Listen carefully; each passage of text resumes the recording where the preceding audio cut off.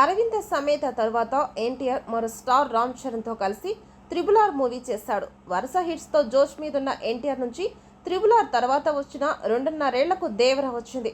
దేవరా చిత్రం విడుదలైన రోజు సోషల్ మీడియాలో విపరీతమైన నెగిటివిటీ, కొరటాల కొంప ముంచాడంటూ మాటలు వినిపించాయి.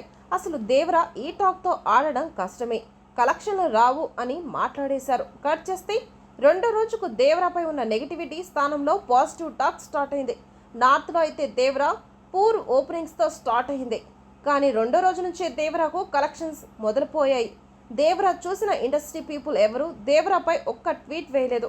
ప్రతి చెత్త సినిమాలను ఎంకరేజ్ చేస్తూ ట్వీట్ చేసే ఏ ఒక్క హీరో ఎన్టీఆర్ నటనను పొగడలేదు. విశ్వక్సేన్, సిద్ధు, కార్తికేయ తప్ప ఎవరు దేవరాను సపోర్ట్ చేయలేదు. కానీ దేవరా చిత్రానికి 6 రోజులు తిరిగేసరికి 496 కోట్లు వచ్చాయి. దానికి కారణం కేవలం ఎన్టీఆర్ స్టామినానే.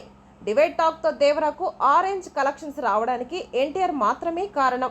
ఎన్టీఆర్ దేవరాతో తన పాన్ ఇండియా స్టామినాను ప్రూవ్ చేసుకున్నాడు. మొదటి రోజు బాలేదు అన్నవాళ్ళు రెండో రోజు కలెక్షన్ చూసి హిట్ అంటారు. మాకు సినిమా నచ్చలేదు కానీ కలెక్షన్ చూసి హిట్ అనేవాళ్ళు చాలా మంది ఉంటారు. తమ డెసిషన్ మార్చేసుకుంటారు అని దిల్ రాజు చెప్పకని చెప్పారు. మరి దేవరా విజయానికి కారణం కేవలం ఎన్టీఆర్ మాత్రమే అని ఎన్టీఆర్ ఫ్యాన్స్ బలంగా నమ్ముతున్నారు. వారి నమ్మకం అక్షరాల నిజం.